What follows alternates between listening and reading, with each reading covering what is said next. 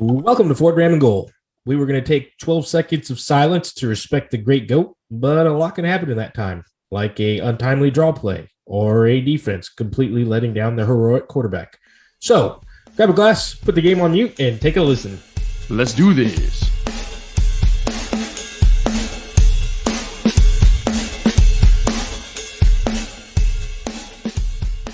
Welcome to Fort Dram and Goal. We are back at it today. We are about 1 week away from the big game, and we're so pumped. We're going to get into that. I'm going to introduce you to my good friend here, Dick. What's up, Dick? Pump it up, dude. I am so excited to be here tonight, man. It's been a while since we recorded. A lot's happened. A lot's going to happen. We got stuff on the books, but as you said, dude, Super Bowl weekend is not too far away, and I could not be more ready to get into the beer, the brats, and the Brady news. Let's do it. I love it. What else are we getting into tonight, Dick? So we also got lined up so we find some more B's here if I can do it. But just sports headlines, man. There's been some cool stuff happening specifically in the college ranks, also the NFL coaching carousel. So we'll get into that as well. But the Super Bowl special is here, and we'll talk about the predictions, the storylines, who we're pulling for and why, and then possibly make some bets. Awesome. I'm loving it. We also got some. We're gonna do it all. Maybe 2 seconds of college basketball. We're gonna talk uniforms. We're gonna dive into all of that. We've been putting some things on Instagram lately. We've been getting into it, Dick. If you can talk about the other things that we've been doing on social media, where and when you can find that out. All right. Appreciate that, Kurt. Yeah. So centralized place, fortdramandgoal.com. That's fortdramandgoal.com. We got Instagram. We also have a Twitter. Don't really do a whole lot there, but ultimately you can really catch us on the Instagram as well as Facebook. And make sure that you're telling your friends about us, and don't forget to subscribe, like, follow, whatever you do on specific platforms, including Apple Podcasts, Google Podcasts, Audible, Castbox, Spotify, wherever you listen to your favorite podcast, we are there as well. So make sure to search and like and subscribe to us on YouTube. So YouTube is one of our newer channels, and we're coming at you right there. We just dropped our episode 40, huge milestone for the podcast. And if you have any questions or you want to contact us, don't hesitate to reach out to us directly at fortdramandgoal@gmail.com. That's our email address. But before we get into anything super crazy, wild, anything like that, let's talk about what we're drinking tonight. So, Kurt, let's hit you first, man. What's in your glass?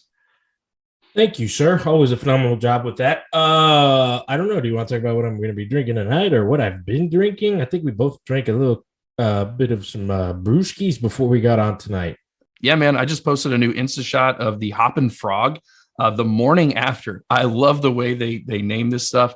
16.65 ABV, like little tiny beer, man. But I tell you what, it only takes one good one to get you going. So, and holy cow, 16.5. That's no, 6.5. 6.5 more. Oh, 6.5. Yeah. Not 16.5. 16.65. Oh, okay. That's what I thought. I'm a can sucker. You know me. So I saw that Carbach just released that. That's why I sent you a picture of, right? Carbach? Yeah. The Clutch City Houston Rockets version. Anything with the H, I'm going to buy. So I grabbed that and I drank that after work, probably in about a minute. So refreshing, just so good when it hits your lips. But yeah, that's how I started pre-gaming. Did a little pasta. Did a little butter Chardonnay. That was my second go-around. Look at you. Right? With the Texas toast, you got to keep it classy. 5 cheeses.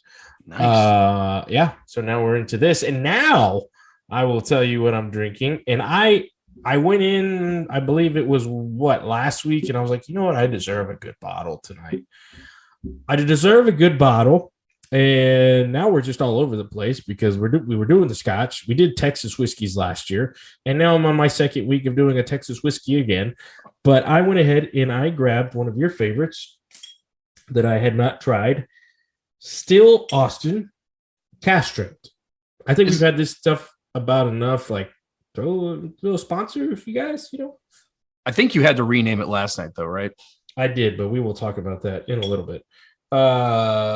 Still Austin, of course, made in Austin. You've been to the distillery. I have not. I want to. Aged at least 2 years. And yeah, 118 is the proof.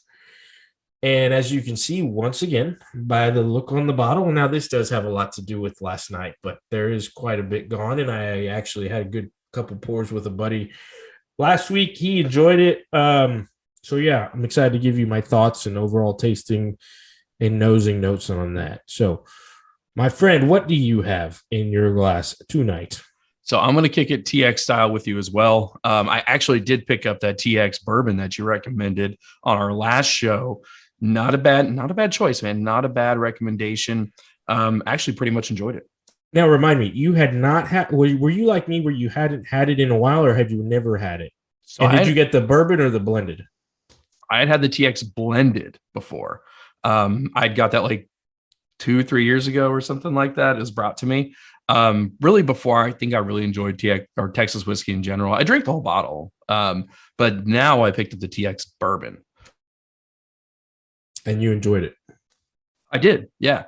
I've started Yellowstone thanks to you. Finally into season 4. Have not picked up the TX bourbon reference though, but they've drinking everything else there. But I'm patiently waiting. I think I'm only like episode 3 of season 4, so I don't think we're quite there yet. Have you picked up a Carhartt jacket since you've started watching Yellowstone? Bro, I've had a Carhartt jacket since I was 15. Same. Okay, maybe not. Maybe like 5 years, but I've had the beanie for one, so I'm legit. I do need a Carhartt beanie. They are so comfy, but go for it. Lay into what you got for me tonight. So what I did is I took the wife. We had an opportunity to go see an amazing comedian, Tom Segura. If you don't listen to Two Bears 1K, please do. And Tom Segura, and then we're seeing Bert come back when he comes back, I think later this spring, early summer time frame to San Antonio. So it's cool to see Tom. But before that, I've been wanting to go down to Maverick again. Like I really do enjoy their restaurant, their whiskey, their beer game is actually probably one of the best in town. They just don't bottle and distribute, but it's only you can get it there on tap. So I went down there. We had a great appetizer lineup, some charcuterie, some, I believe it was goat cheese, a bunch of other awesome stuff, some great wings. And while I was there, I have not been able to find their barrel proof bourbon. I've been able to try it when we've gone on the special, VIP tours, but they just recently started bottling it about, I think 3 to 4 months ago. So I did pick up one of their Maverick whiskeys bourbon barrel proof editions. It's 114 proof. It's aged right about 2 years.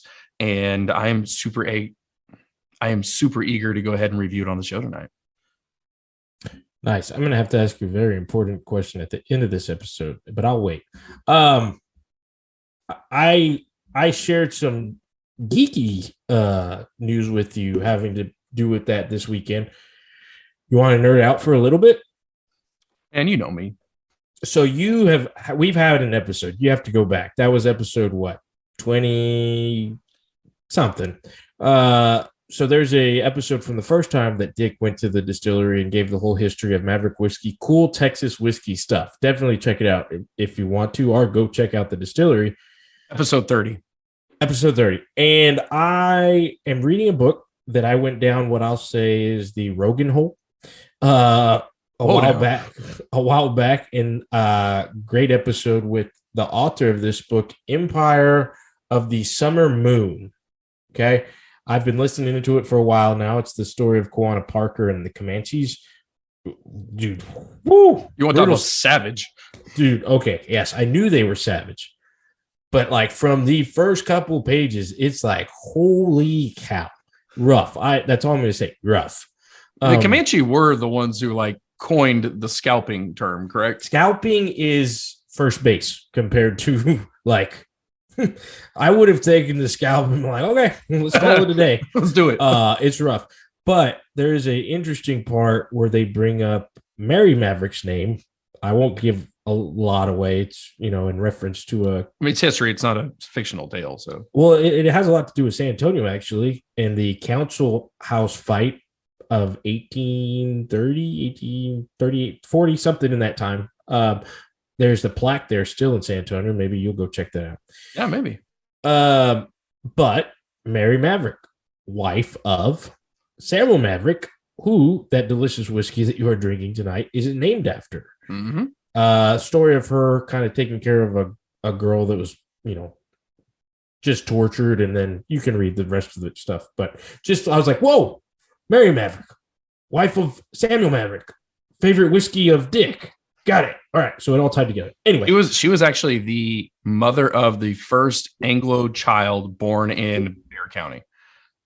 Really? Mm-hmm. And then you were telling me that the distillery was 200 yards away from her where the house was. Yeah. When you go do the VIP tour, it's one of the things they talk about. Dan down at Maverick Whiskey does this amazing VIP tour, but he gives you this history lesson. There's this awesome old photo, and he's like, here's the house. Here's about where we're standing right now in the middle of what used to be the old bank, Jefferson Bank, and now is the Maverick Distillery. So, yeah, man. And I mean, it's 300 yards away from the Alamo. It's right there. Awesome. Yeah, I'm excited to get over there and check that place out. But anyway, that's enough nerding out with you. Let's say we get into these headlines, my friends. Let's do it. Let's get into that second dram. There we go. All right. So, Kurt, I got to ask you before we do anything else. I mean, it is the day after. It's Groundhog Day, man. It's again and again and again. If I'm you, I want to live this day over and over and over. How do you feel last night over that ass kicking that Tech gave Texas, man? It was a great homecoming. I believe my quote was 10 months ago on this show that we accidentally deleted because we were so drunk at that point and I had been motions all over the place. I said it and I will say it again. With Mark Adams, we gonna be all right. And we were last night. That was, oh man. I don't know. I can't talk about it. It was the atmosphere on TV to have been there. Ric Flair, woo, walking in, fresh off his divorce, woo, like it was a scene. And those fans who, as a Tech person who has said we do some rowdy things at times. You've got a wild side up there. They kept it together. And anybody that's like, well, there was the FU, F-Tech.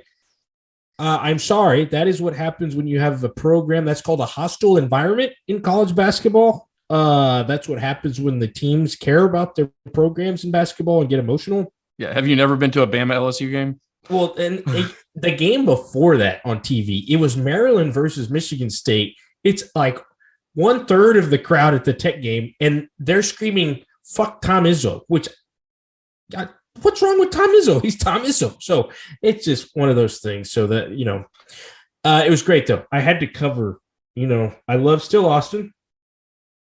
We love it, but I did have to cover the Austin and put another sticker over it. And for one night and one night only, this bottle was still Lubbock. Okay. And it was delicious. And I stood up the whole time watching the game. I was tense. And it wasn't an ass kicking. It was a pretty good game. Texas got it down to 6. I was worried about the emotions getting the best of Tech, but it worked in their favor. That crowd was awesome. Mark Adams is awesome. Chris Beard, you'll have a special place in my heart, but we're going to be all right. So, yeah, it was a good night. I thought it was a great top 25 matchup. Every time I watched the game, I was watching Yellowstone. I'd pop it in, pop it out. It was, dude, Tech was handling them. I mean, they were up by more than 13 at one point. It was like 16 when I popped in at like 7 minutes or 6 minutes left in the second half. I thought they were handling. Jerseys were legit. I thought they were doing their work. And actually, there was a lot today on the news like those atmospheres, those rivalries, like Bama and Auburn were playing at the same time, and Bruce Pearl's imitating Alabama after the game. Like, this is good shit for college basketball. For sure. Like, this hate is awesome. I enjoyed it. There are going to be the fuddy-duddies that are like, oh, they're cussing. Don't go to the game. Put it on mute. Grab a glass. Take a listen. Whatever. Don't go outside. I mean, A&M dropped their 5th straight, so I don't really want to talk about that. Let's talk about another thing that happened, though. We had this huge announcement that I don't think anybody predicted. Kirk did. Dude, Washington announced their new awesome name. I mean, no. Let's go Commando. All right. I thought it was communist. That's going to be a tough one. Commie, yeah. So I've had this was released like one of the first things I saw this morning. So I've had almost a full day to process You woke this. me up by texting me that. Well, I had said somebody had leaked Commanders a couple weeks ago, and I was like, God, I hope this isn't real. I thought, well, maybe the uniform will be cool. No, whack. You had 2 years. You had a lot of paid people. You had apparently lots of studies to get this right.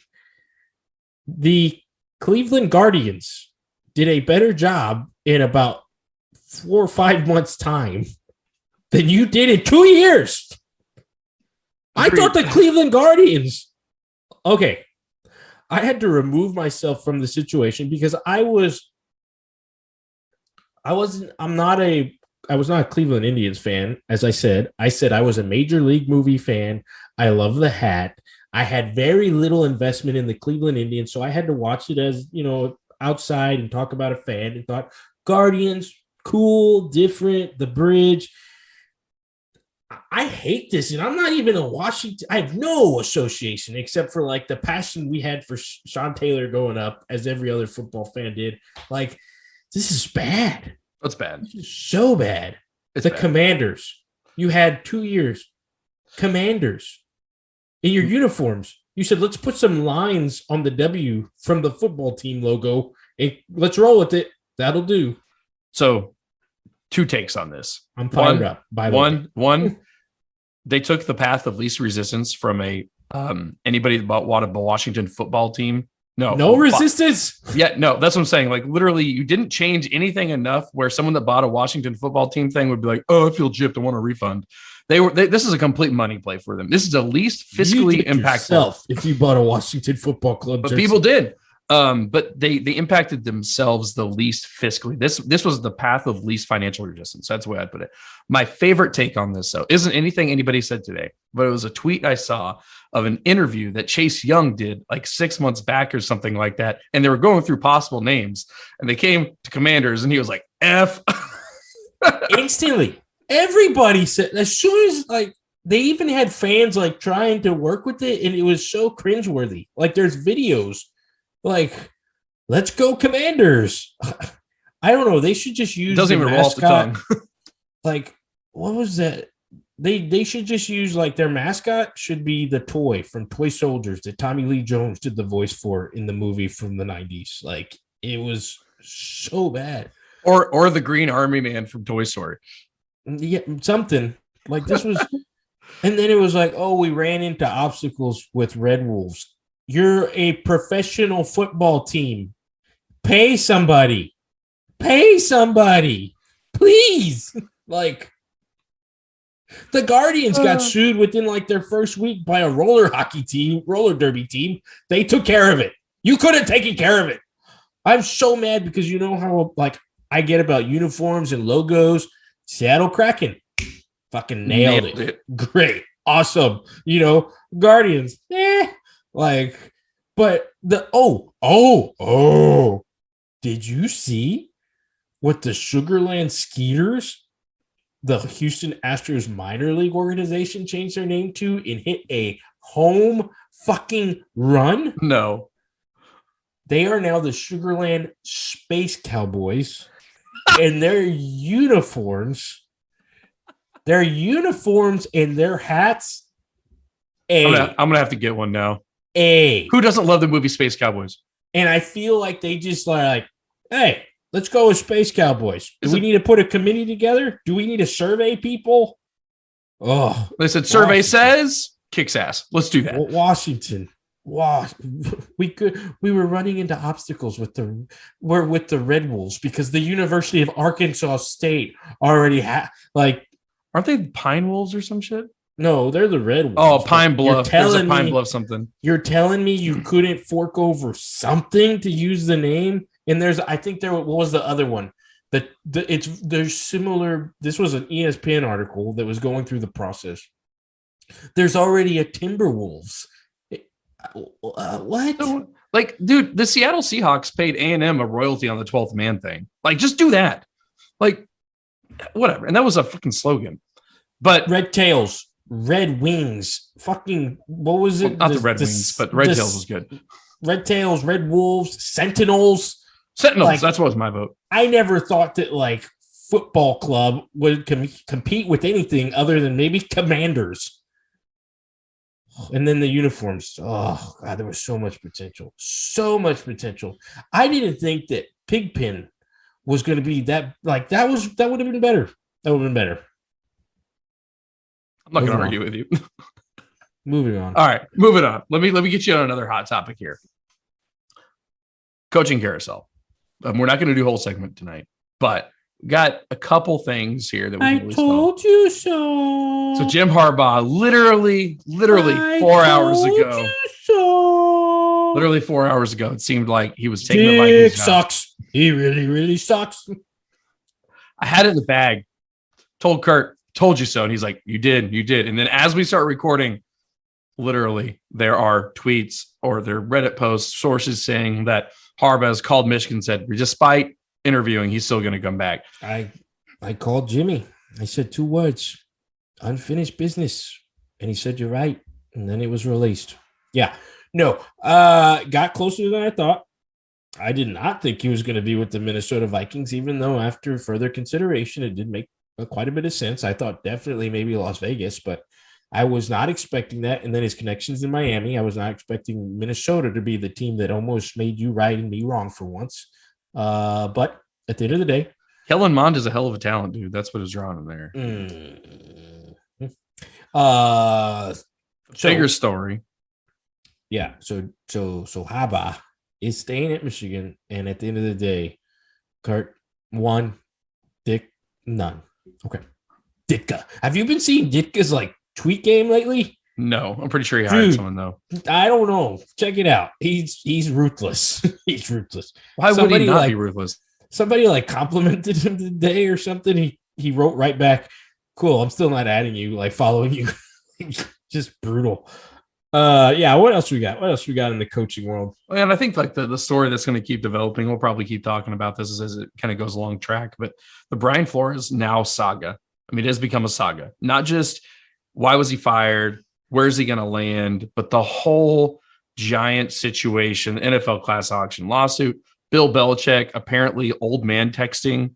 Like, dude, get your shit right. Such an old man mistake. Such a, what do I press? Idiot. Well, I'm trying to text Brian, but apparently this is, I fucked up. So we're not going to break down the whole story tonight, but Brian Flores, I mean, he deserves a job. We already talked about that. But there's a whole shitload of future stories that are going to happen. I don't know. Do you have any other thoughts on this before it's going to continue to unravel? We'll learn more, but there's so much to dig there. There's a lot of speculation happening. What I'll say with good for Brian Flores. Agreed. I hope it works out, and I hope he ends up like his goal of this is accomplished. I will say that it does. He's also doing it at a time where he still has opportunity out there, and he's said today that I would love those opportunities. I would take those opportunities, but this suit will continue no matter what. So good for him because, there are teams that who knows, they could say, hey, this is a distraction. Good for him for doing what he's doing. And I hope it works out for him. And that's where I'll leave that. I mean, I would love it if my boss offered me $100,000 to suck in my job week after week. I would do that daily.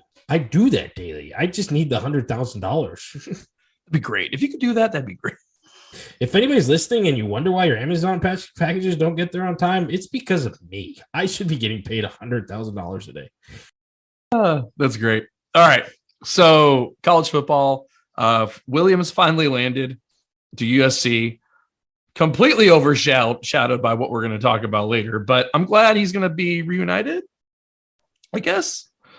Do I go back to Norman, Oklahoma, or do I go to Los Angeles, California, where I can now make NIL deals and live like the Beach Boys? Moving on. No shit. And then I got to give myself a shout out because we've lost 5 straight. A&M officially has the #1 recruiting class of all time. as of National Signing Day today. So that obviously puts me over the moon. Talking to my wife, she's like, "That's great. That's great news." And I said, "It's great. Pressure's on now because if we don't win in the next 4 years, we're not going to win ever. Like they're not. It's just not going to happen. Like the next 4 years is crucial." Yeah, they have put together a hell of a class. Half of those guys will transfer somewhere. I haven't looked. Is Bama been pretty consistent over the last couple of years, like as number one, or is it? Bama had the number one overall ever recruiting class last year, and they're number 2 this year. Okay, but yes, they've been in the top 2 or 3 every year for the last 10 years. Okay, so this is definitely a good start. Sure, A&M should be putting some consistency together. The A&M brand is becoming cooler. And not just to you Colt followers, to the others like that. It's becoming a cooler thing. Jimbo's putting his edge on it, and I can appreciate that. Would it be cool if I got a brand on my chest like the Yellowstone, but for A&M? As I said, expanding past the Colt following, it's becoming cooler. Let's not ruin it. All right. Hopefully he can sustain it a little bit longer than Johnny did. Hopefully he can spend the money more wisely. And hopefully he can keep the antics too on the field. But like I said, I will applaud them. And yeah. I think Kiffin's are a little pissed about the situation. And I'm sorry, but Saban needs to shut the fuck up because there's no way in hell. Oh, I wasn't going to bring this up. There's no way in hell. If you want to talk about somebody who's mad. That he gets to sit on his fucking high horse just because A&M has more money. Okay, but did you see Jimbo? Jimbo was a little upset about those. Oh, Jimbo was mad. I mean, what? Jimbo? How could you not be? It's a pot, dude. It's the recruiting class in the country. It's a pot calling the kettle black. But Dick, these are all mind games, and them seeing Jimbo lose his shit is exactly what they like. Well, I tell you, goddamn, this is unacceptable. Hey, I tell you what, what they wanted. It solidifies the fact that Nick Saban is a Sith Lord, and that's all there is to it. Mind games, total. Yeah. And then you get Kiffin poking the bear. Come on, that's like the little kid from the movie League of Our Own. Come on, he's classic, that kid, and you're letting him do that to you. Anyway, I wasn't going to bring that up. But we did. I did for you. All right. Let's get into the nose of this thing, man. So I'm going to go first. I've been thinking about this a lot. This is like brown sugar, maple, a little grassiness, but it's just so sweet. So sweet. And a lot of that has to do with the different corn that they're using. I know this mash bill is all Texas corn, but there's no funk. There's no funk. It's like I've asked this before, and I apologize that I don't remember. Maverick's all in-house or any outside stuff? So they buy all of their corn. They don't grow their own, but it's all Texas corn. No, I mean we're not doing any MGP stuff. This is all pure distilled straight from. They do their own agave. They do their own gin, their own vodka, their own. I mean, they have 7 distillates, and then on regular tap 6 beers. So what about you? So once again, this was not similar to other Texas whiskeys with the Texas funk, which makes me think they're doing their own thing over there. We've got the funk. This was the great Redwood versus, what did you say? I had said Redwood, and you're like, it's not Redwood. Cedar. It's Cedar. And I was like, the coin box you used to have back in the day that you licked. Yeah. Coin box that it was red. So it was red wood. That cedar is there again, but this time it smells like, here comes classic Kurt giving you a visual. Take that cedar box, and before you lay something in it, nice and gently, take a bed of mint leaves and soften that box. So then you can take that little baby goat and just put it on top of that bed of mint leaves in the cedar box. Sorry, I'm just being very Austin-y right now because the lady's holding her hair. I thought she had a guitar. Does she have a guitar in the other one? That's the musician. That's the musician, yes. Okay, so no goat. No. But you know who was a GOAT? Tom Brady. And we'll be talking about him in just a second. So stay with us shortly. Okay, so we have a cedar box lined with mint and brown sugar sprinkled on it. Oh, this nose is good, my friend. Telling you, man. Oh, damn it. It's hard to hate Austin. I mean, unless you're a tech fan. Yeah, that's true. It smells like James Franklin. I thought you were going to say James Franco, but I'm glad you said Franklin. James Franklin, who's probably a distant relative of Aaron Franklin, right? Because he's the barbecue guy. Yeah, James Franklin is the football coach. Yeah. So James Franklin was hanging out at Aaron Franklin's establishment. And Aaron Franklin picked this wood personally. Oh, it's so good. Okay, land the plane, buddy. I'm sorry. You know, give it a grade. Get on the plane. Mark Adams, Chris Beard got on the plane. All right, so here we go. I'm going to give this. I thought that was a Kiffin joke at first. This is A minus. This is good stuff. What about you? Dude, I'm telling you, like, I'm so glad you're hitting that because I love still Austin. I really do. This is, God, it's fucking sweet. It is heavy, all the sweet flavors, honey, maple syrup, brown sugar, all that shit. I'm going to say B plus. It's almost too overwhelming at times. Scary how much we are getting into Texas whiskey. I mean, we're Texas boys. We love our state as it is. And Kentucky was the only thing that kind of took us away from that. I think it's bringing us back home. But anyway, it's time to take this dram to the station, if you know what I mean. Third dram. I don't know what you mean by that, but yeah. You've been watching Yellowstone. Oh, you're not a fan. You're not there yet. You said at my level. No, I am. But you said the train. You said the station. I think train station. So that's no, I was talking about the depot station. I don't know. What is that? Is that what it's called when you go to the base and they have that stuff? Is the depot station? The weapon depot? No, where you buy all the liquor for cheaper and stuff. Oh no, the Class 6. Yes, Class 6. The classic. Got it. Okay. All right. So, cue the Super Bowl music.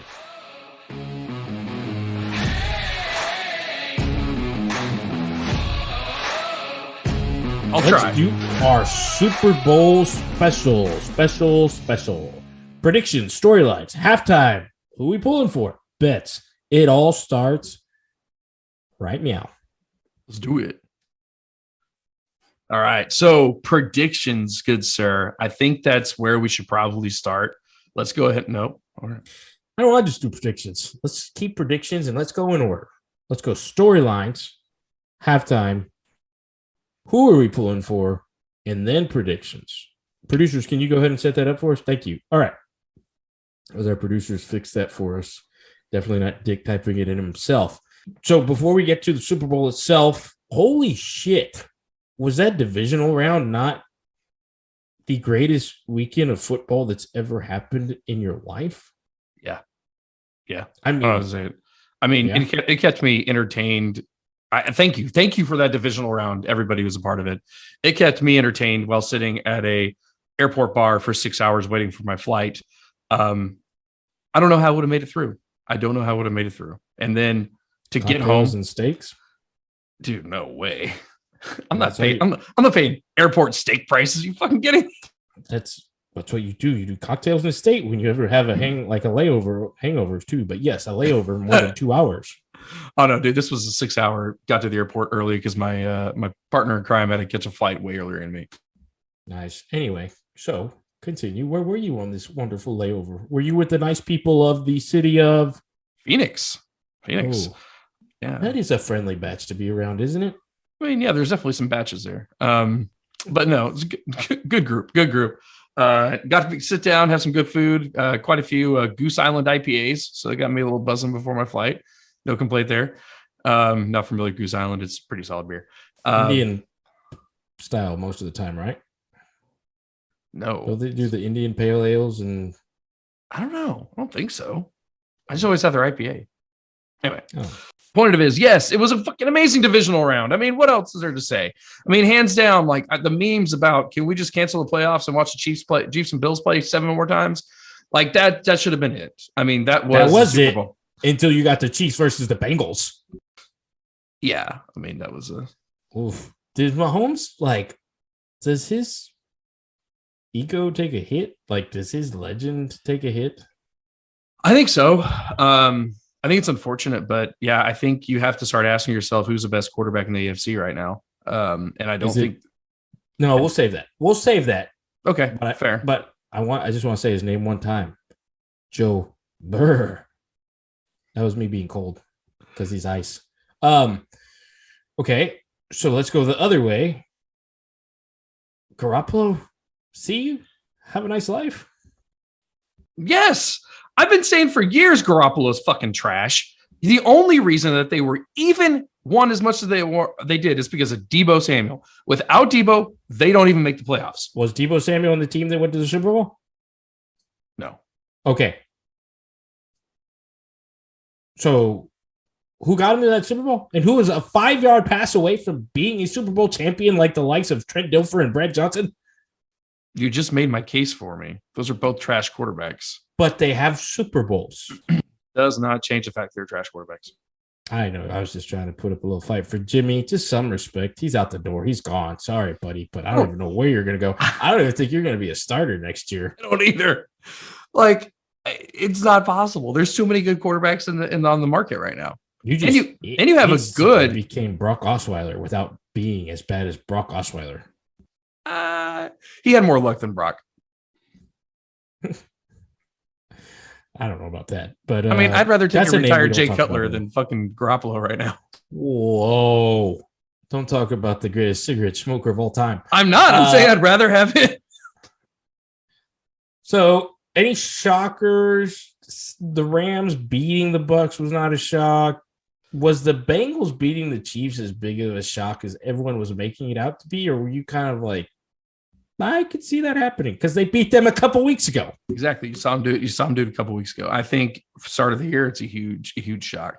I think the Bengals got good at the time of the year when they had to get good. You typically see these teams go on runs like the last 6 weeks when they start putting shit together.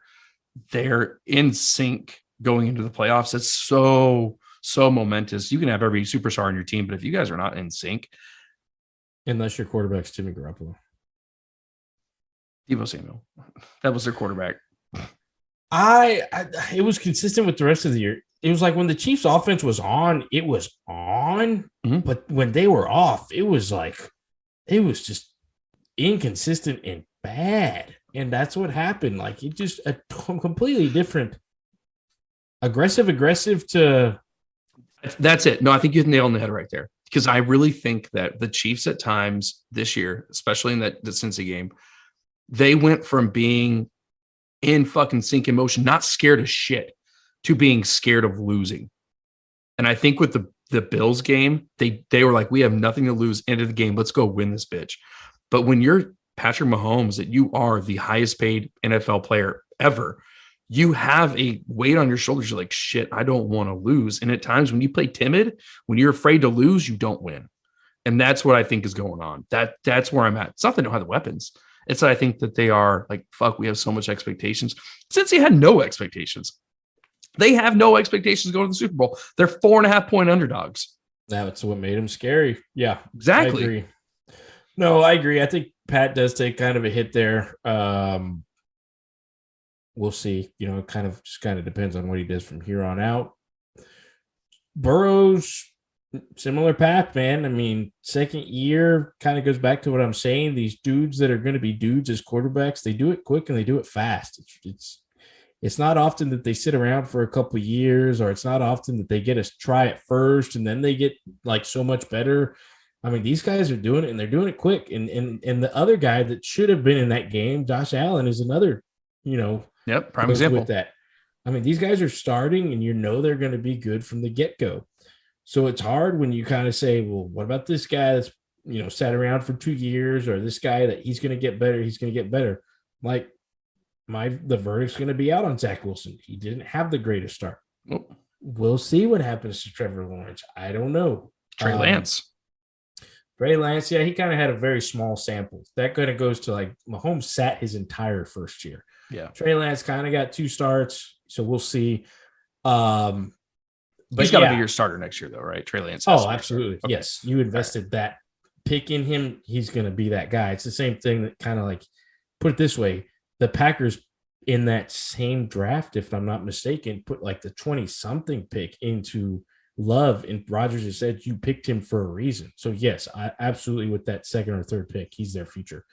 But to the game itself, we have the Los Angeles Rams.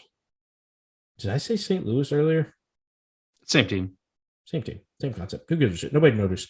We have the St. Louis Rams against Joe Burr, cold as ice, Cincinnati Bengals playing at home. You have the Rams playing at home.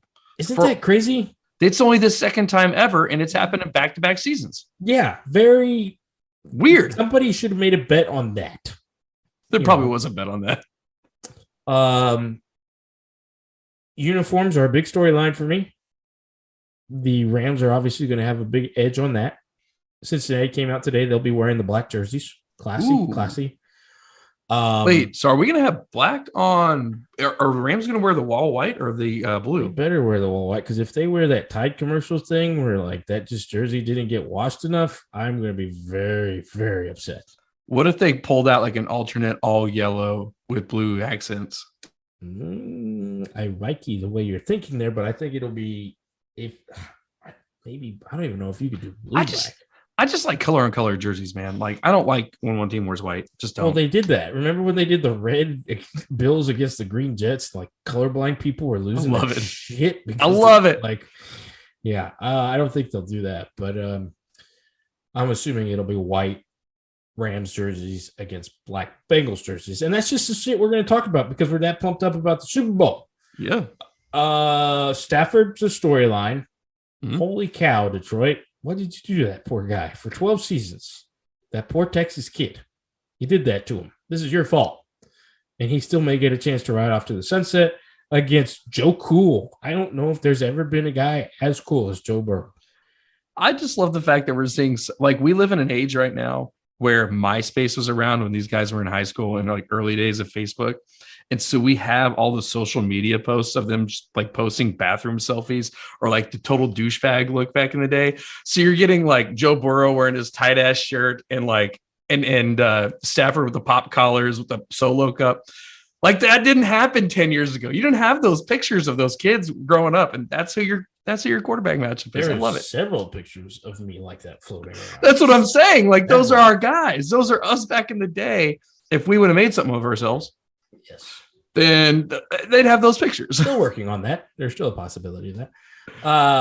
Yeah. All right. Hey, Kurt Warner, calm down. All right. I can stock pretty damn good. Like I said, I throw some toilet paper real good. I am the reason your Amazon package does not get there on time. Great matchup. We all kind of had the Bengals there at the beginning of the year, right? Right? Yes, sir, we did. Damn, that was a hell of a turnaround. And the Rams, I did at the very beginning of the year. I don't think I predicted it a couple weeks ago, but I did predict at the beginning of the year that we were going to get a rematch of that famous Chiefs versus Rams game from a couple of years ago where there was over 100 points on the board. So I was halfway there. I did week 3 kind of think, man, who's going to stop the Rams? And then the season kind of worked its way out. So I am not surprised they are there at all. If you told me you bet on the Bengals at the beginning of the year, you would have to show me that betting slip because there's no way in hell I believe that, except for that guy in Cincinnati. Mattress Mac. Apparently you said there are such thing as Bengals fans. Apparently they do exist. I was not aware of that. So, yeah, it's a great storyline. But we do know that about 70%, possibly higher, I wouldn't bet the under on that, will be watching the Super Bowl simply because it's our time. Your 80s babies, your 90s babies, that halftime show, not even 90s babies. Nope, I take it back. You can't go. We will be watching that halftime show. I'm going to put my hat on. I'm going to tilt it to the side a little bit. Sag your pants just a little bit. Down just a little bit. I'm going to wear a pair of jeans without a belt. I may keep the wife beater on. I don't know. Hey, I'm busting out the Timberlands for this, man. Yep. that halftime show is going to be probably the greatest halftime show It in the doesn't. history. It doesn't even. If they do half a good a job as what I want them to do, I'll still be satisfied because for God's sakes, we're finally seeing some artists that we give a shit about. The only thing that I could see possibly, like, that is so much greatness on the stage. Like, they've got to control it. It's got to be like, is it going to be a minute and a half of Snoop and then boom, Dre jumps on the stage? Are they all going to be on one? Is it going to be beautiful? Like, what is it? What's the word? Sequencing all at once? Or is it going to be just chaotic? Or they transition. So it starts with M and Dre, goes straight Dre, then goes to Dre and Snoop. Mary J. Blige drops in there a little bit. Like, it could be. See, you're doing what everyone else is doing. You're forgetting who I'm very excited for. Kendrick Lamar. I've seen him in concert.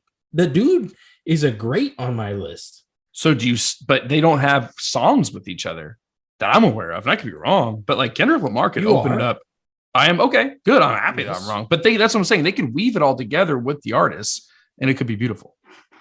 And then Mary J. Blige, I'm saying, dude, it's just those rainy days. I don't even know if that's her, but I love that song. So we'll see. I am pumped. I am excited. I did see the meme going around, like, if you were under 35, which me and you are, so I think that was a reach a little bit. Yeah. If we're to sit here and say that I did not bump Dre or Snoop or Eminem, there's no argument there. I've lived by that guy for a long time. I'd say 32. If you're under 32, maybe just step outside during halftime. Let's just say under 30. Let's just say under 30. It's a cleaner cut. Let's have that moment. Let us enjoy it. And it's going to be awesome. And the fact that it's Los Angeles in the Super Bowl with that, poetic justice. Stars aligning. Yes.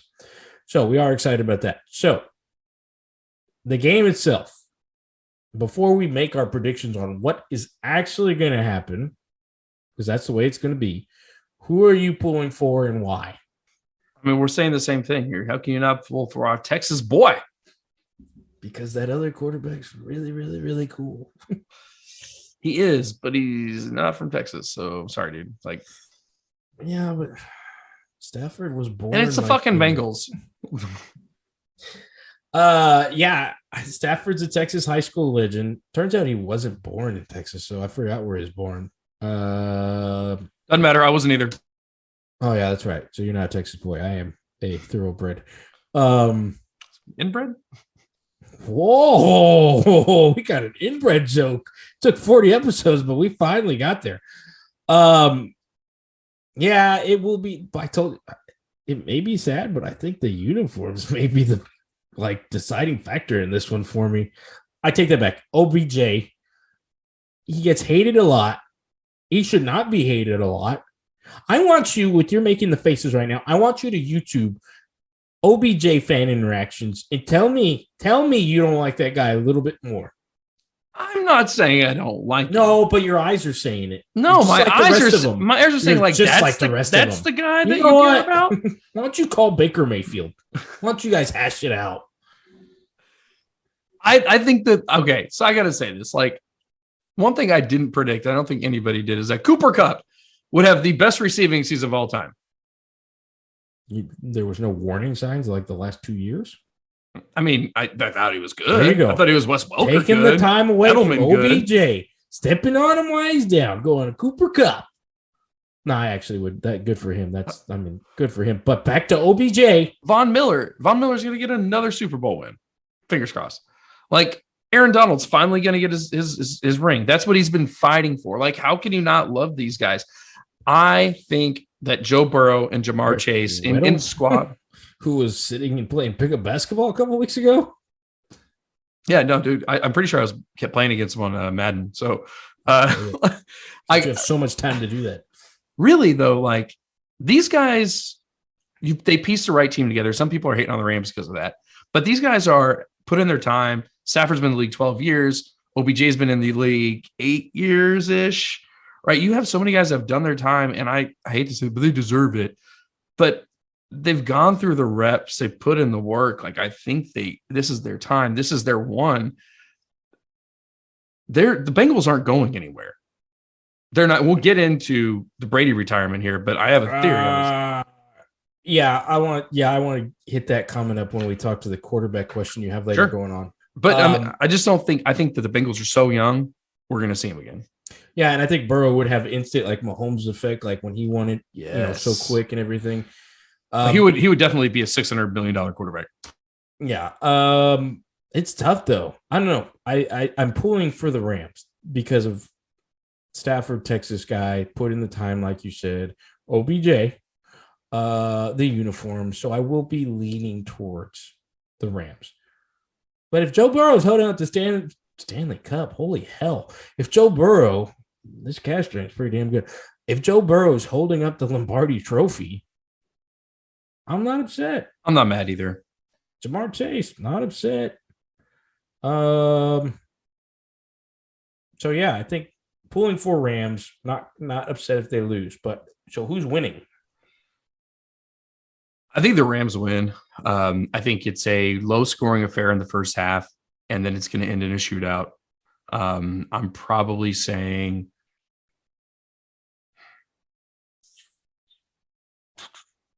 35-32. Is it so bad that Joe Burrow, like I it's hard to bet against him at this point. I don't think it's a bad choice, but I think history is going to. What's his history? No, I don't mean that. It's young quarterbacks with a lot of luck, and sometimes that luck runs out. I don't know. They're I'll just go Rams too, but God, it's hard. Like ever since that hit against UFC, like UCF. I'm sorry, UCF. Somebody put that the other day that since saw that. Joe Burrow is a madman. Yes. I'll go Rams. I want it to be an exciting offensive game. I like your score. I'm going to go 24-38.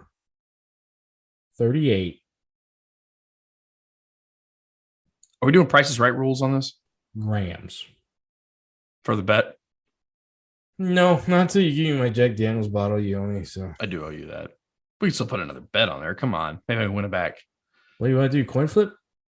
You want to do who has longer playtime during halftime? No, I want to fucking bet on the final score. Oh, you know what my favorite one is? Gatorade bath. What color?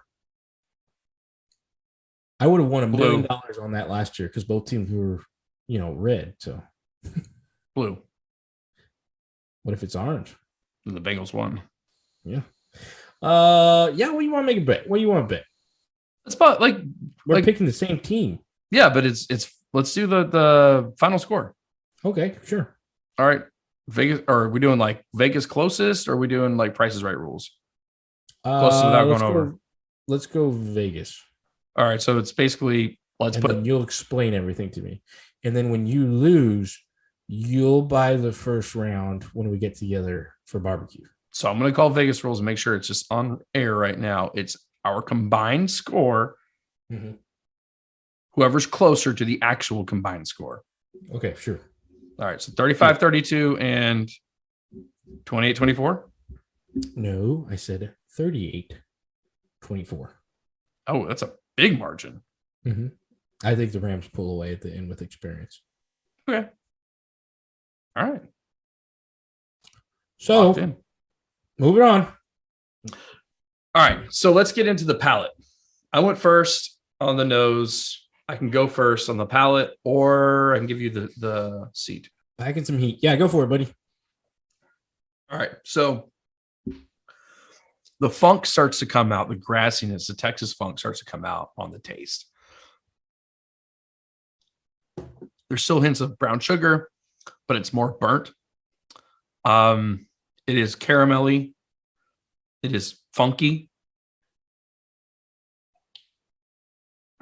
Obviously corn there. 114 proof. This is very thick, very viscous for 114 proof. There's very little like fire pop for you. I mean, the difference between this and probably what you're drinking is you taste more of the proof on that, from my experience.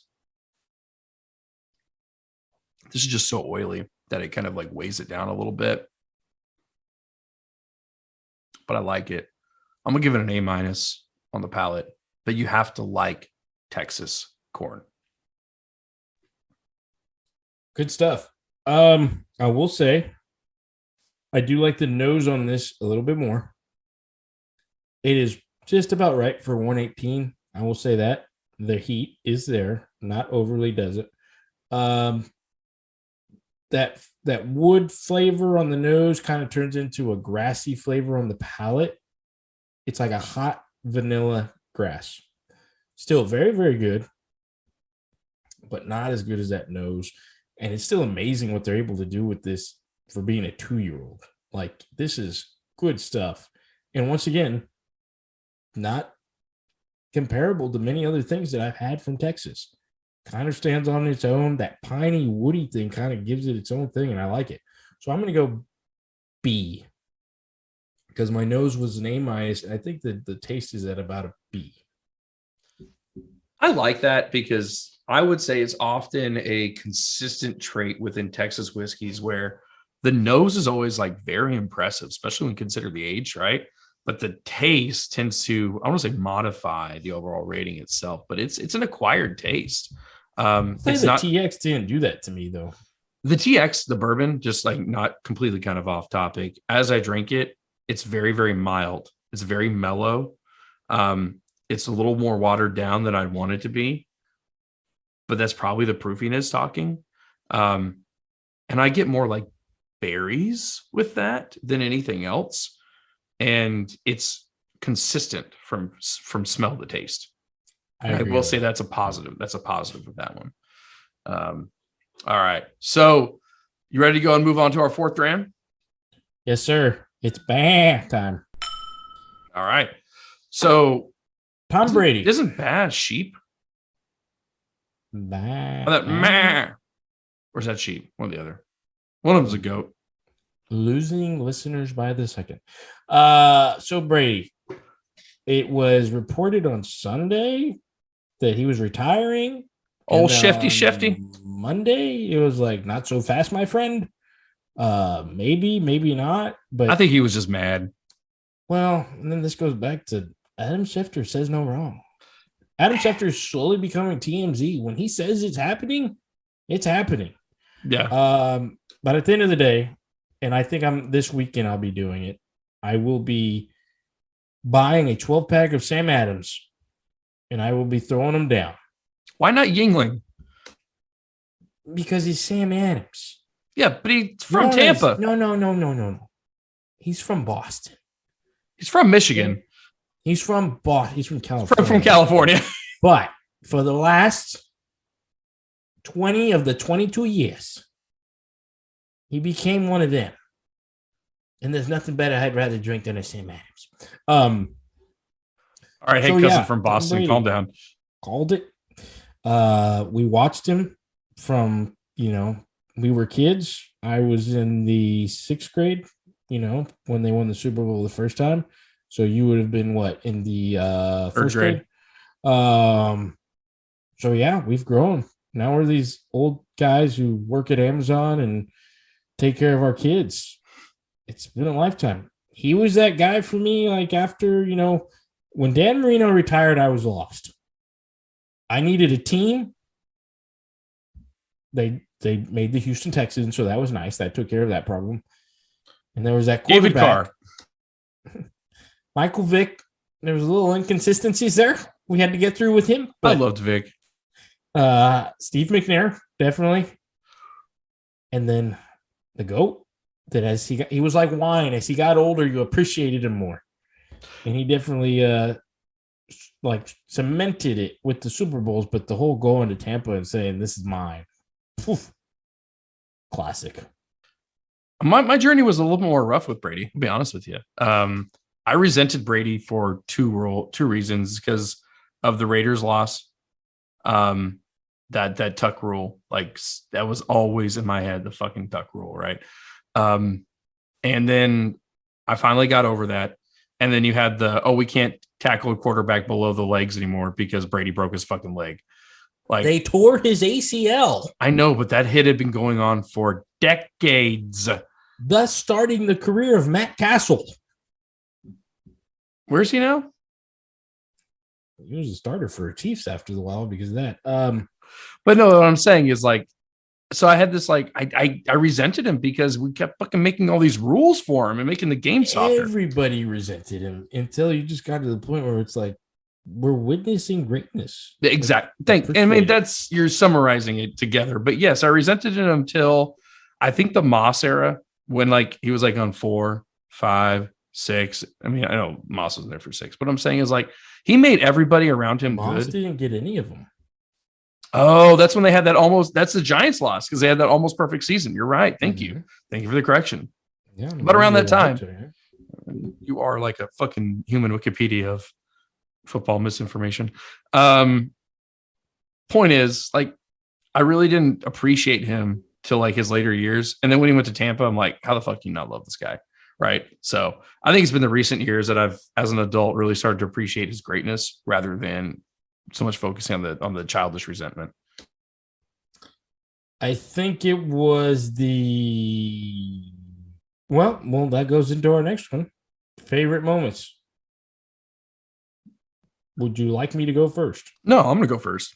Okay. My favorite Brady moment, I bought us on t-shirts.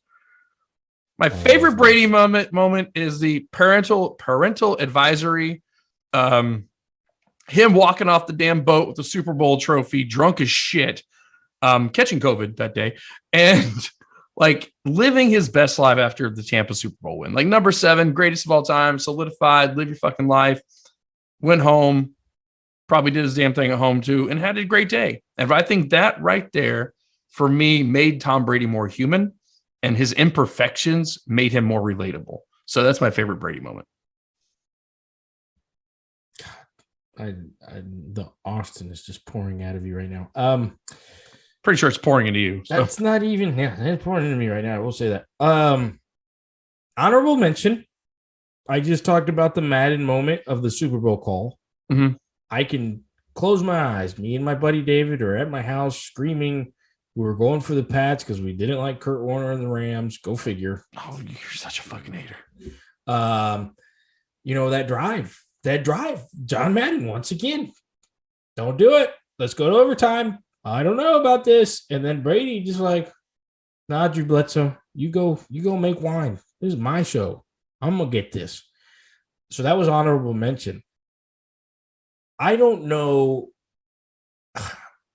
I was not a Patriots fan. I want to clarify that. Oh, me either. I loved Tom Brady. I hate Bill Belichick still. I saw him when he would come play the Texans, and I would root for the Texans, but I appreciated Tom Brady. In that Falcons game, when he's done, it's over, him diving on the floor, the interceptions going back to the house, Atlanta's winning, that's it. It should be done with. And just like that sense of, okay, there's still time. And then the way it built up. Oh, shit. There's some points on the board. You don't want to do that with Brady. Oh, damn. There's a touchdown. Oh, hell. There's another. Oh, he's going to pull it. That was one of the greatest sports moments, ever for a team, 2 teams that I was not invested in, but I was rooting because it was Tom Brady. And at that point, he was just adding on to his own Mount Rushmore. So yeah, that Falcons game was just on a whole other level. The Seahawks game was cool. The ending was just so sudden. So that made it different. But that Falcons game, you had the Edelman catch. You had, just when it got to overtime, you knew it was over. And that was my favorite Brady moment, was that Falcons game. I think that's a lot of people's. I know a guy that lives in Atlanta, about to have a baby, and he grew up a Patriots fan. And I was texting him, and he said, I can't wait to when I can take my son to Falcons games, and I'm gonna get him a number 28 jersey, and I'm gonna get a number 3 jersey, and it's gonna take him 15 years to realize the joke. It's still a great joke. It's like that's so savage. Like, he's gonna be a true Falcons fan. You're gonna be there like, I got you, bitch. God. Yeah, so that game was up there. But definitely the first Super Bowl is up there. So yeah, that was my favorite moment. I think that's Not, solid. so it's like, who takes the torch now? Yeah. And it goes back to the Burrow conversation. I mean, let's just go there first. Mahomes has the best shot because he's already got one. Yeah, but I mean, let's just could go. have two. But let's go on the assumption that Burrow wins the Super Bowl. Right. Well, you're asking me now. If you're No, asking I me am. in a week, Sure. Burrow has one.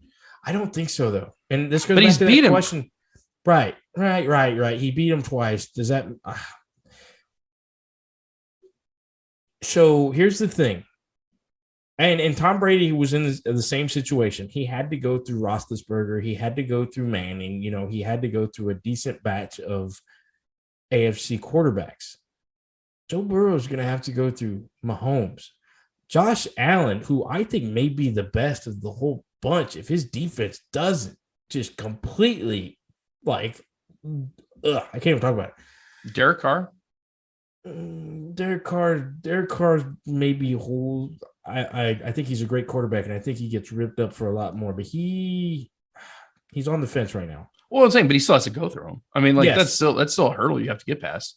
Yes, Derek Carr has been to one playoff game, really, if you think about it. But yeah, he's got a lot. He's a good quarterback. But yeah, you've got Allen, you've got Mahomes. You know, you're going to have that group in the AFC that he's got to go through every year.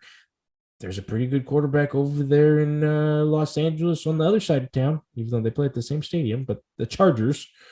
That's a good call. Yeah, it's going to be tough for Burrow every year. Who knows who the Titans are going to add? They're a quarterback away from,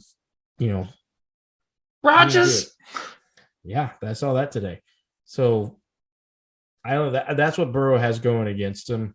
That's fair. Josh Allen scares me, man. Josh Allen scares me the way he played. I don't know. I think it has a lot to do. He outplayed everybody on that field. Yes, and I think it has a lot to do with like Mahomes doing those same things, but we're just so like spoiled and accustomed to it. And coaches are going, "Oh, Allen's a stud. Allen's a stud," and then the next week it's like Burrow's a stud. Burrow's a stud. When Mahomes is just doing his thing until that second half against the Bengals. But Josh Allen, man, he scares me. I think he can end up being the best of that whole bunch if he can. The rest of the team can put it together in that defense. And think about it. I'm Buffalo. Buffalo. I'm pulling for them in a win over the Bengals. Against the Chargers. Against the Rams. If you had to be like an orphan NFL fan right now, like how could you not want to be a fucking Bills fan? Like how could you not want to be part of the mafia? Very easily. It's so easy not to not be one. Yeah. Oh man, no way.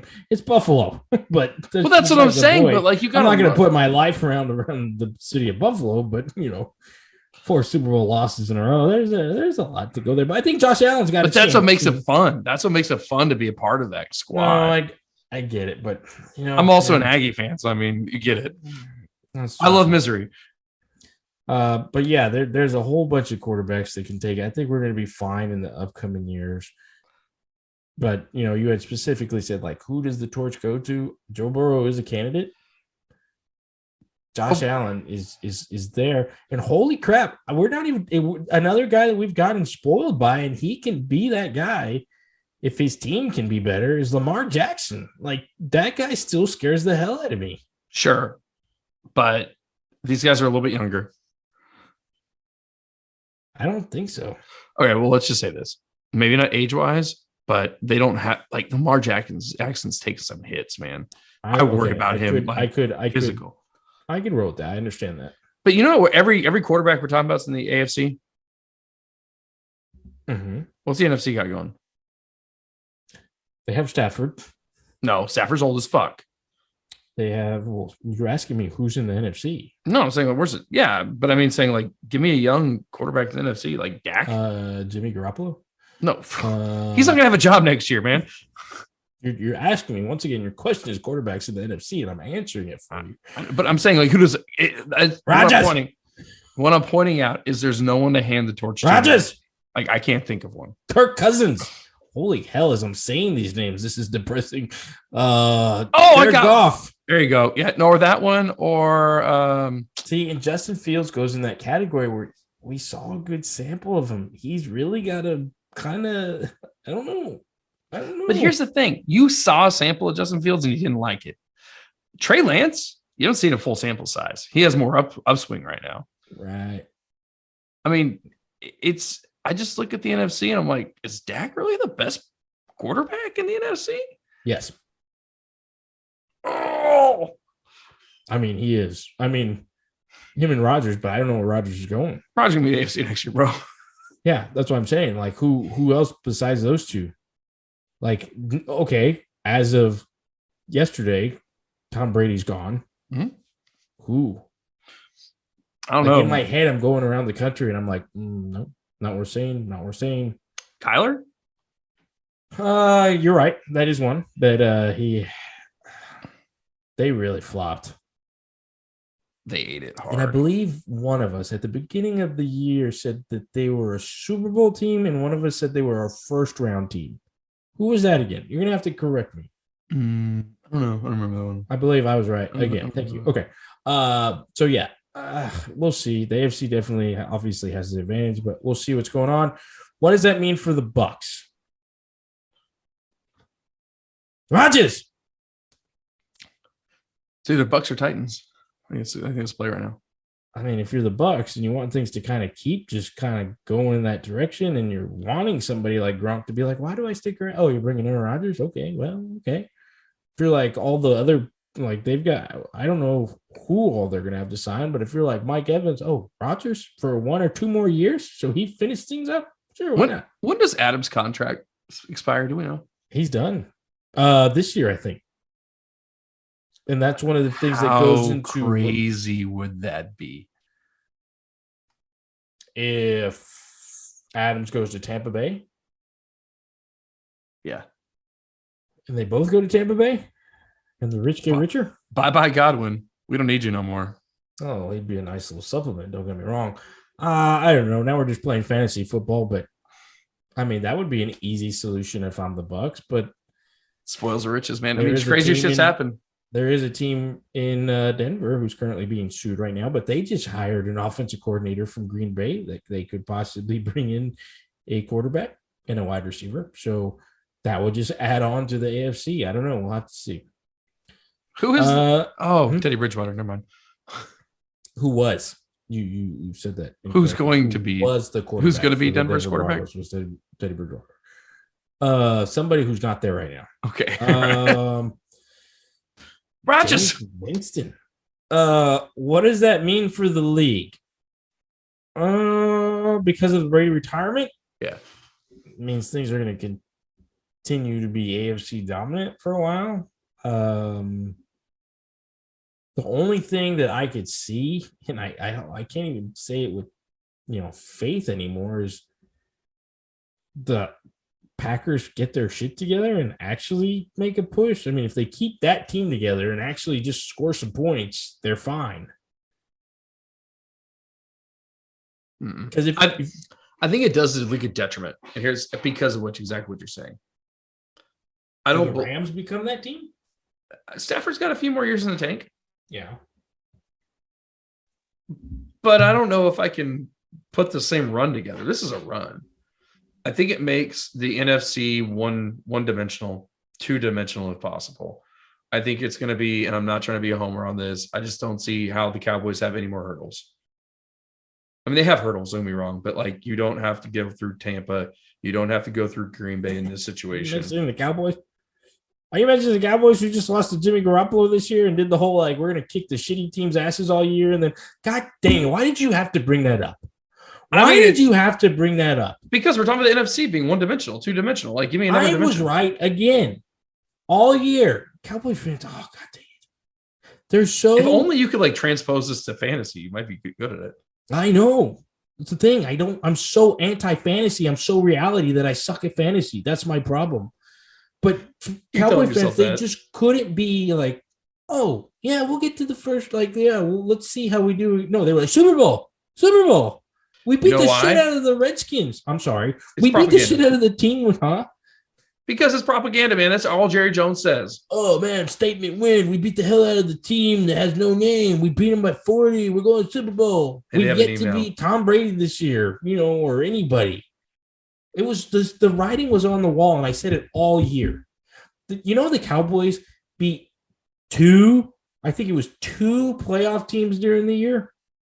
One was the Patriots, which we saw what happened to them in Buffalo. So they were they took the Patriots to overtime.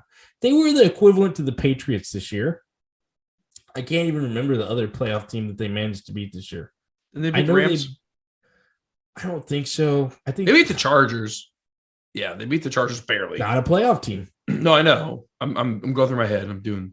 So they were throughout the year pretty equivalent to the New England Patriots. And then fans right away are like, Super Bowl, Super Bowl. And then the other thing I'll say, they suffer from the same thing that Texans fans have done the last couple of years. We beat the shit out of the AFC South. They get through the NFC East, and it prepares them not at all for the playoffs. But then the other thing I say is like the last week of the season, they're not wanting to play the Cardinals, who are flopping, and they want to play the 49ers, who are on a roll, and look what happens. Don't run draw, man. Don't run draw. But they did beat the Rams in week 2, but that was it. The Cowboys did not beat the Los Angeles Rams in week 2. I mean, that's what I'm looking at. That probably is preseason. As our producers look this up, but I know for a fact that I am right again. They did not beat. Oh, you're right. You're right, because I saw the wrong LA preseason. No, yes. I saw LA. I assumed Ram. Yes, that was my fault. So once again, my brain, huge. Hold on. Let's go back to that. Eagles. That's the team. They beat the Eagles and they beat the Patriots. They were equivalent to them all year. So, yes, I don't know. I don't know what the Cowboys are going to do. I'm not even a fan of theirs. I don't have faith in them. I call it. I knew it. Not surprised they lost to the 49ers at all. Time management. What are you going to do? But you got me on some rants today. Okay. Got you off your rant finally. My question, league-wise, is will Belichick win another Super Bowl? No. Assuming he gets through the new tech skate in the Brian Flores situation. No, he will not get through either of those. He's probably still looking at his cell phone right now, like, I don't know, how did I do that? Can I edit this text? No. Mac Jones looked promising this year. He can be that system guy, but no, they still got a while to go. Many parts have fallen off. I think he's one that he may try to go for it one more year, just to kind of say like, I told you so.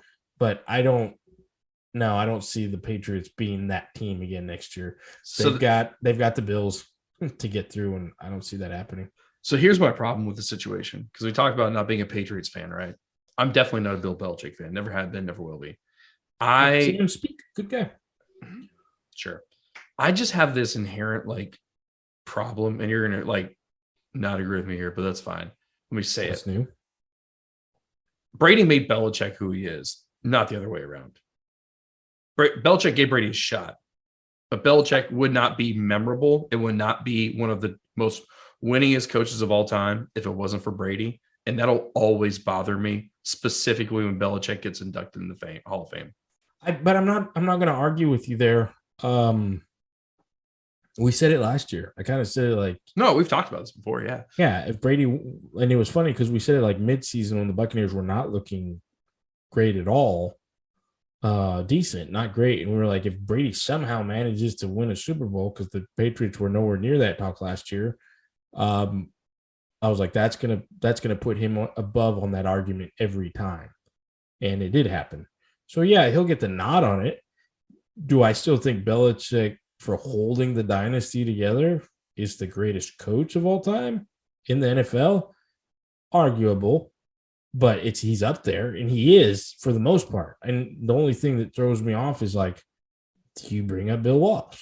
We've had this talk before. Do you bring up, Shula? Who do you bring up? But for the most part, Bill's always going to get that nod from me. Argument over. All right, so let's get into the rating of these glasses, man. Well, go first, and then I'll give mine. And there's one question I've got to ask you. So go for it. So for me, I will say that The nose hits. Like the nose is sugary, sweetness, cinnamon toast crunch, whatever you want to call it. All the sweet bourbon flavors you could ever imagine. Right? The palate carries it through, but you get more funk on it. And that funk gives you the sweetness on the smell, but it's an acquired taste on the palate. So I'm going to give my prediction. I'm going to give my review, and I'm going to say this is a B plus overall. I actually like this less than the regular bourbon, which is off for me, but I think this highlights some of the more funky flavors. And honestly, some of the sweet nose characteristics is just kind of like on 10, on 11, right? It's dialed up a little bit. And I think it's better like an 8 or a 9. But what I'll say is for $65 is what the price of this is at the distillery. I would rather buy the regular Maverick bourbon or their Weeder. Not to say this isn't good, but I think for $65, there's better barrel proof out there, i.e. Jack Daniel's single barrel proof. Well, if I'm a young distillery like that and you're having to compare me to those companies, that's not a bad thing. I think that's, yeah. So still Austin, solid product. Once again, very good. Glad I bought it. $52, I believe. Not too bad. Not breaking the bank. Nose, fantastic. Taste, not too far behind. All in all, put it together. I've got to go B plus. I think you did the same. Very similar. Yeah, I really enjoyed the nose. I enjoyed this glass. It probably will be a while if I were to buy it again. I'd be interested to see, next year's batch. But overall, a good Texas whiskey.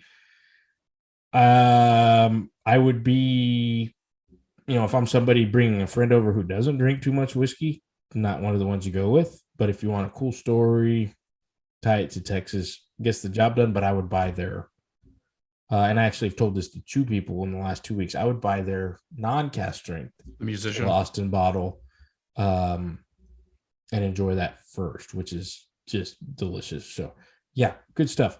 Now, I have to ask you, you've had 2 Texas whiskeys that you've gone to both distilleries. You've enjoyed both of them, and you've tried many of their different products. Who gets the nod in your book? It's funny you asked that because I was literally about to inject that answer for you. I will say from a straight bourbon, 94, 95 proof, that category. So let's just say the musician versus Samuel Maverick's regular bourbon. I like the musician more, but Samuel Maverick also has what they call their Alamo whiskey, which is actually Samuel Maverick's original whiskey recipe minus the tar and like gunpowder. Like, I'm not joking you. That's exactly what it is. It's actually how the owner found the recipe and started the distillation and started the whole story of how he opened the distillery. That whiskey is better than the musician. Cask strength, that's still Austin cask strength, is better than this. But I've also had this Weeder at a cask strength out of the barrel, which they don't bottle, and that's better than the musician. So toe to toe, I give Maverick the nod because they have more options and they have an amazing beer selection as well. Because you asked about the whole distillery process in general. I'll give them the nod, but still Austin is doing some amazing things. I have not had their Jenner vodka, so I can't rate those. But I would say experience, overall selection, etc. Maverick gets the nod. Homer, I like it. Good stuff. I mean, you know me. Like, you gotta ask. That's good, because if you had given me some BS like, I was going to say, I'm coming from Kentucky. I'm not from Texas. I'm in Dallas. I can go left. I can go right. I don't even know if that's how that works, but where do I go and what do I do? Which one? Pick one, go. So I'm assuming you would say Maverick. I would. Cool. Good deal. Good stuff. You don't disappoint, Dick. All right. Well, we talked about the two main things. That was our Super Bowl preview. We're going to watch it. We're going to enjoy it. We're going to recap it when we get back. We talked about the GOAT. We talked about our thoughts on his career, him closing the book. We talked a little bit about college basketball, coaching carousels, and all that. And we enjoyed two delicious Texas whiskeys. All right. You've been on the journey with us for 41 episodes. We're excited to make 42 and beyond. Please take a listen to us. Please join in. Please email us. And please do all the things that Dick's about to say about our social media. Well, Kurt, I think you pretty much hit the nail on the head there. But like you said, make sure you're visiting us at our website, fourthdramagoal.com. Follow us on Instagram, follow us on Twitter, Facebook, etc. But send us some emails, fourthdramagoal@gmail.com. We hit this up every show. We get a few emails here and there, but we want to hear from you. You're our listeners. You're our loyal fan base. Make sure you're liking, subscribing to us on all the different podcast streaming apps, including YouTube, and telling your friends about us. Word of mouth is the best way to get this podcast out. We want to engage with you. We want to grow the show and continue to give you a excellent product. And hey, who knows? 2022 is a new year. We may see you on the road out there as we sipping some whiskey and eating some barbecue. So with that, Kurt, I'm going to kick it back to you for the signature of this entire show, the reason everybody listens every time, the quote of the episode. Well, can you take a guess who the quote's going to be by, Dick? Bill Belichick. You are correct. Lee, wrong. No, it's got to be the man, the myth, the GOAT, the legend. All right. In Tom Brady fashion, you could take a lot of lessons from his career. All right. The underdog, the guy who got picked in the 6th round, the guy who became the man, and the guy who just had some great quotes throughout his career. I didn't come this far to just come this far. Okay. Sometimes you think you're going to be at the end of the road, but you got to keep on going. From the great Tom Brady to the next snap and the next Dram. Drink on, Drammers.